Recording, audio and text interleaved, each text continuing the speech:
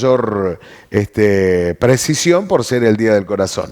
Hablamos ayer, la nota que van a ver ustedes es una nota grabada, la realizamos ayer a la tarde con el doctor Danilo Caponi, médico cardiólogo, hablando sobre temas cardíacos, problemas del corazón, el estrés, las preocupaciones, los bajones, influyen en los problemas cardíacos. Hemos tenido muchos casos de fallecimientos por problemas cardíacos, por infartos, problemas gente que sufre de problemas del corazón, los métodos a seguir, los síntomas, todo eso en este día especial con el doctor Caponi. Lo vemos. Muy bien, nuevo bloque aquí en la mañana de tarde pero temprano y hoy con invitado. Un invitado, no sabemos tener invitados aquí en el estudio, así que el doctor Caponi es uno de los invitados de privilegio que tenemos quienes nos visitan aquí al programa. ¿Cómo le va? Buen día, doctor. ¿Cómo anda? Buen día, Germán. Gracias por la invitación. Un gusto estar acá con ustedes. Bueno, hoy en un día muy especial, en una de las efemérides, recordamos que hoy es el Día del Corazón, ¿no? Del cuidado, de extremar medidas. Y estamos en una época donde, si bien las causas por problemas cardíacos es una de las principales causas, siempre lo fue, de muerte en el mundo, ¿no es cierto? Pero que por la vida que se está llevando, las personas que se entristecen, las personas que se preocupan, se estresan, ha llevado a que ese porcentaje aumente. ¿Influye tantas preocupaciones, estados anímicos, estrés por la situación, influye en los problemas cardíacos? Sí, Germán, la respuesta es contundente y es clave. Mira, haciendo un poquitito una introducción referido a tu pregunta, la enfermedad cardiovascular en general ostenta y sigue ostentando, y lo va a hacer durante muchos años más, de acá en adelante, en ser líder en mortalidad en el planeta. O sea, ostentan ese triste privilegio de ser la causa número 1 de mortalidad. Nuestro país no está exceptuado, también lo son. Y todas estas situaciones tan particulares, estos tiempos que estamos viviendo, por supuesto, acrecientan esta situación. Si bien sabemos que todas las atenciones de los sistemas de salud actual en el mundo apuntan a una enfermedad que es la pandemia que estamos transitando, la enfermedad cardiovascular nunca deja de estar presente. Y es un gran problema por ahí en los servicios de salud, que las consultas han disminuido. Mira. La casuística, si vos lo querés cuantificar estadísticamente, también ha disminuido la cantidad y el tipo de procedimientos. Me refiero a procedimientos invasivos de revascularización. Sería cuando un paciente tiene un problema de sus arterias coronarias, que es la causa o la raíz del problema de la mortalidad cardiovascular. Perdón. Sí. Este número de procedimientos en todo el mundo y en nuestro país también han disminuido cuantitativamente. Sí. Y eso es un problema serio, porque la enfermedad cardiovascular siempre está, nunca deja de estarlo. Y este tema que vos en particular me estás preguntando, el tema de la amargura, la ansiedad, el estrés, la depresión, por supuesto que es un terreno totalmente fértil para que se desarrolle la problemática de la enfermedad cardiovascular. ¿Qué es un infarto? Vamos a tratar ese temita. Un infarto, para narrártelo en fácil y sencillo, un infarto, el término significa muerte de células. Las células de todo el organismo, para tener un ciclo vital útil, necesita oxigenarse. Ese oxígeno llega a las células por las arterias coronarias y por la circulación. Cuando esa circulación se ve interrumpida, cuando una arteria se obstruye, esas células que estaban irrigadas por esa arteria mueren, y esa es la denominación de infarto.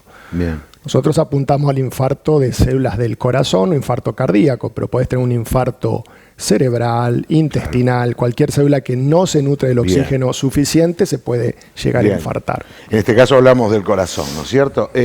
¿Cuáles son, para que la gente por ahí lo tenga entendido o no alarmarse, pero también como para conocer cuáles son los síntomas que una persona tiene antes de que se le produzca ese infarto?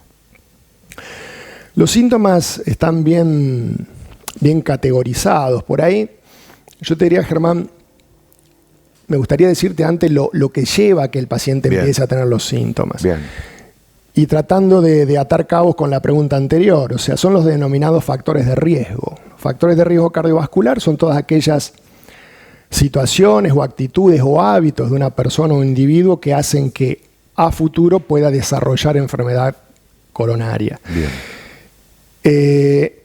Los mencionaste al inicio, la obesidad, la mala alimentación, la hipertensión, la diabetes, el tabaquismo, los antecedentes heredofamiliares y por supuesto los estados de depresión y angustia permanente, de angustia de tipo crónica.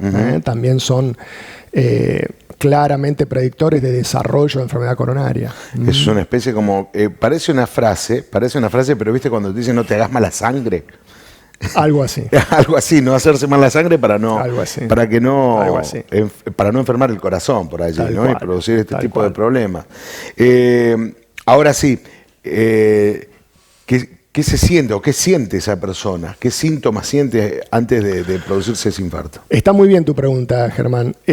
Básicamente el síntoma típico y clásico es el dolor precordial, el dolor de pecho. Pero ojo, porque cuando una persona presenta síntomas de angina o dolor de pecho, angina cardíaca, no confundir con la angina clásica que ven los pediatras. El angor o angina, el dolor precordial, tiene características típicas que motivan a la consulta y por ahí en cierta forma el paciente en gran parte ya hizo desarrollo durante mucho tiempo en enfermedad coronaria. Entonces está como llegando tarde o cuando un problema ya está totalmente desarrollado. Y como todo, cuanto más precozmente sea detectado y atacada esta enfermedad, más chance pronósticas a favor tenés. El paciente y el procedimiento médico adecuado. De ahí ya te hago un segundo comentario, es decir, el paciente muchas veces me dice, Danilo, ¿para qué te quiero ir a ver si yo no siento nada? Y ojo con esa expresión. Hay que tener mucho cuidado con esa creencia porque es un concepto equivocado, un concepto erróneo. La enfermedad cardiovascular muchas veces es silente, no da sintomatología y está latente. Y hay formas, métodos diagnósticos de desenmascararla.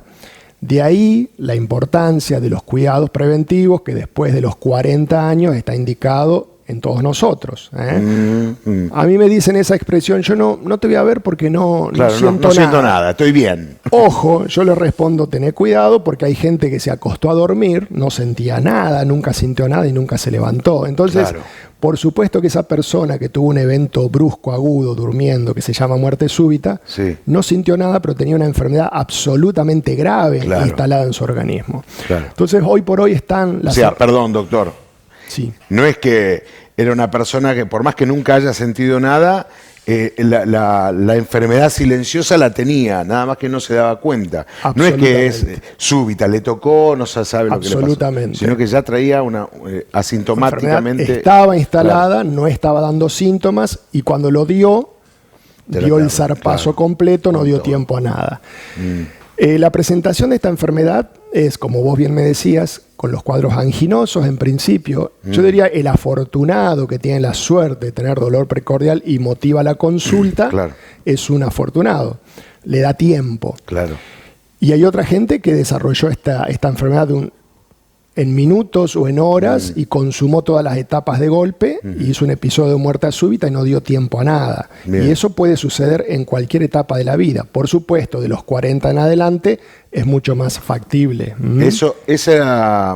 Discúlpame, y cuanto más factores de riesgo tengas encima, los que mencionamos anteriormente, la posibilidad se incrementa. Ahí está, a eso quería llegar. Nombrabas recién, a partir de los 40 años es cuando empezamos por ahí a tener más fichas sacadas con problemas cardíacos. Absolutamente. Y la otra que mencionó recién es que puede ser hereditario también. Problemas que hayan tenido nuestros padres o nuestros abuelos. ¿Se saltea generación o es de generación en generación la herencia? No. Por supuesto que los antecedentes heredofamiliares son muy, muy contundentes, hay que tenerlos muy en cuenta y es muy factible la herencia de padre, hijo, nieto. Claro. Eso motiva que a veces las consultas las hagas más precozmente. O sea, en Claro. esto no es estadísticamente frío y drástico que los 40 años es la barrera para comenzar a estudiar. No, por supuesto. Y si hablamos recién del capítulo de muerte súbita, por ejemplo, hay dos extremos en la vida donde son más factibles, porque existe la muerte súbita del lactante, por ejemplo. También, sí. Que te da entre los 0 y 6 meses, Sí. que es una etiología completamente distinta, es Ajá. otro tema, no es enfermedad coronaria, Ajá. pero son las dos etapas donde mayormente se las ve. Bien, ¿qué dolor se percibe? Porque muchos hablaban del calambre en el brazo. ¿Eso es uno de los síntomas? Las ¿Es uno de los clasificaciones de dolores? angina, claro. ¿Sí? Yo te ejemplificaba la casuística más clara y común, que es el dolor precordial, que es un dolor en el centro del pecho, generalmente, y tiene algunas irradiaciones que lo hacen típico. Por ejemplo, brazo izquierdo, por ejemplo, base del cuello, y en algunos menos casos, parte superior del abdomen y espalda. Los dolores de origen cardiovascular o que tienen que ver con la enfermedad coronaria son dolores de duración corta, no son dolores prolongados. O sea, si vos tuviste todo un día con dolor, probablemente no estemos hablando de un problema coronario cardíaco, estemos hablando de algo quizá muscular, costal. El tórax es una estructura bastante compleja y Sí. tiene muchos elementos que pueden generar dolor. Y el otro dato contundente de los episodios anginosos es que generalmente están desencadenados por el esfuerzo. Es decir, gente que hace alguna actividad, subir una escalera, andar en bicicleta o levantar algo pesado, y eso le provoca el síntoma que estamos hablando. Y con el reposo cede. Es decir, se manifiesta en el esfuerzo y cede en el Claro. reposo. Esa es una característica típica de lo que estamos hablando. La duración generalmente es corta y muchas veces se acompaña de calor o transpiración, sudoración.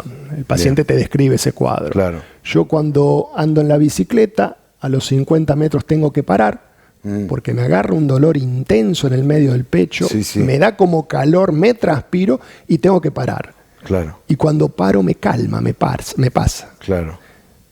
Ese es el síntoma típico del libro clásico que Claro. amerita ser estudiado a fondo. Pasa que esta profesión nuestra, muchas veces las cosas no te caen así de fácil. Muchas veces el paciente te consulta porque le duele el cuello, porque le duele el brazo, porque se transpiró pero no tuvo dolor. Claro. Entonces, ahí cabe mucho el interrogatorio, los estudios diagnósticos, provocar la situación que al paciente le genera este síntoma. Por ejemplo, hay una prueba muy sencilla que se hace dentro del consultorio, que es someterlo a una prueba de esfuerzo, es decir, subirlo a una bicicleta conectado con unos sensores, Sí, cablecitos. Bueno, vamos a pedalear a ver qué pasa, a ver si tu electro genera cambios o si podés reproducir en el consultorio el síntoma que el paciente te narra que ha sucedido. ¿Se entiende? Seguro, obvio, sí, se entiende clarísimo, lo estás explicando bárbaro, Danilo. Y hablando de eso, porque uno dice por ahí, cuando pasan personas jóvenes, hasta hace un tiempo a los deportistas por ahí caían en el medio de la cancha seco, ¿no? Hasta que empezaron a tener esos estudios previos antes de incorporarlo a algún plantel para ver si tenía problemas cardíacos, y eso también ha acelerado o ha puesto en alerta o se han llevado a que los deportistas no sufran este tipo de cosas, ¿no es cierto? Porque, a ver, ¿cómo lo puedo plantear? El deporte es bueno siempre, practicar los deportes, pero una persona que ya tiene problemas cardíacos, ¿qué tipos de deportes puede hacer? Porque el ejercicio también, dentro de todo, es bueno para él hacer ese tipo Es de buenísimo, el ejercicio. movimiento es siempre positivo, venga por donde venga. La recomendación es lo que vos justamente estás diciendo, o sea, antes de largarnos a una práctica deportiva y sobre todo si es algo intensivo, algo que provoca exigencia y que tiene cierta continuidad en días de la semana, tenés que someterte a algún chequeo de tipo preventivo, a ver Bien. si estás apto o estás adecuado para determinada disciplina. Bien.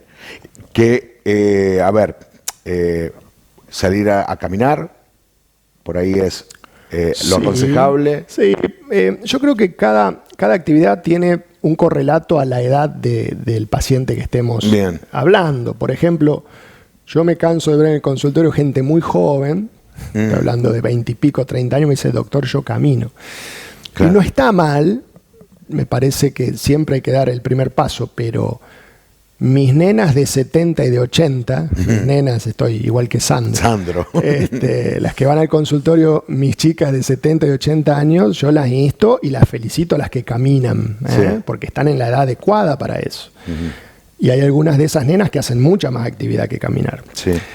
Entonces, una persona de 20 y pico, 30 años, yo la motivo a que puede dar mucho más, una actividad de tipo aeróbica, algo que te permita a vos cierto cansancio, cierta quema energética que te provea ese bienestar que nosotros buscamos. La ejercitación de tipo aeróbico es la que nosotros más intentamos difundir. Bien, bien, buenísimo. Ha sido una charla muy linda, muy intensa, que aparte siempre viene bien informar a la gente de este tipo de problemas que acá en Brinkmann se han dado en los últimos meses casos de personas relativamente jóvenes, con muertes por infartos, ¿no? Y eso como que prendió una alarma, una lucecita de alarma en la sociedad, pucha, che, y bueno, y caímos todo en esa, Danilo, en las preocupaciones, en el estrés, en el momento actual que se está viviendo, en la incertidumbre, y siempre es bueno hacerse una llegada, una consulta al médico para evitar todo este tipo de cosas, ¿no? Estamos hablando de métodos diagnósticos que no son complejos, están al alcance de cualquier persona. Para hablar en parte racional, esta metodología no es la idea a cualquier paciente que te llega a estudiarlo de pie a cabeza, mansalva, bombardeándolo con estudios que muchas veces pueden llegar a ser innecesarios. Pero manejarte con cierto criterio clínico, es decir, bueno, si este estudio no dio tan bien, tenemos que dar el paso que sigue. Si este que siguió no dio tan bien, tenemos que ir complejizando y aumentando en profundidad hasta descubrir qué es lo que está sucediendo. Y hoy por hoy la enfermedad cardiovascular, Germán, hay progresos enormes en resolver esta problemática. O sea, cuando fallece una persona de la edad que vos te referías, de personas de 50, personas de 40, personas de 60, estamos con es un pecado porque muchos, no todos, pero muchos de esos casos a veces pueden haberse evitado. Claro, claro. Concurriendo a tiempo y haciendo los estudios pertinentes en tiempo y forma, ¿cierto? Muchos, bueno, acá tenemos un caso, acá en el canal, un compañero que tuvo un problema este año y que se le ha colocado los stents. ¿Para qué se colocan esos? Nosotros lo cargamos a Hernán, le decimos, cuídate con los resortes y todas esas cosas, ¿no? Pero claro. son también, fue agarrado a tiempo, gracias a Dios, Hernán, por lo menos, ¿no? El factor tiempo Sí, fundamental en esto. El stent es un dispositivo, una prótesis, como vos bien dijiste, pusiste de ejemplo resorte. Yo te diría, para ser más gráfico, ¿te acordás del rulero que usaban las abuelas? Sí. Y ahora todavía alguna niña usará. Es algo símil, por supuesto, milimétricamente hablando, Seguro. de materiales que fueron variando, aleaciones de metal y mejorando las calidades en el paso del tiempo. Y actualmente ya se implantan stents liberadores de drogas, que se llaman stents farmacológicos. Cuando el tema de la angioplastía empezó a hacerse popular, allá a fines de los 80, la angioplastía consistía solamente en la dilatación con balón, es decir, una arteria obstruida, se insertaba un catéter en el interior y con un balón, un globo, se la dilataba. Se sacaba el catéter y esa era la angioplastía. En el momento era efectiva, pero se estudió que de los 6 meses a los 9 meses, a los 12 meses, tenía un alto porcentaje de restenosis, es decir, se volvía a ocluir. Ajá. O sea, el procedimiento era efectivo, pero solo por un tiempo, no en más. un plazo mediano. En los 90 se popularizó el implante de stents metálicos de aleación, y después, a fines de los 90, empezaron a salir los stents farmacológicos, que hoy por hoy ya todo se trata de implante de stent con fármacos, que demostraron que tienen una muy buena tasa de permeabilidad con el paso del tiempo. O sea, la restenosis es mucho menos probable. Ajá.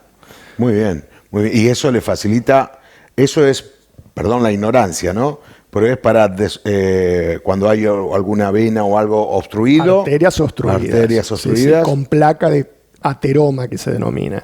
Bien. Placa ateroma es un depósito en el interior de la arteria, que es como ese sarro que vos veías en las pavas, sí, que tenían mucho tiempo, sí, similar. Pasa que esos depósitos de placas de ateroma pueden ocluir un 10, un 20, un 40, un 60, un 80% de tu arteria. En la cardiología de tipo intervencionista, que es lo que estamos hablando, hay un principio universal, que si una arteria tiene un 70% de obstrucción hacia abajo o menos, la conducta es no tocar. Si supera el 70%, se intenta la dilatación con stents. Claro. Bien.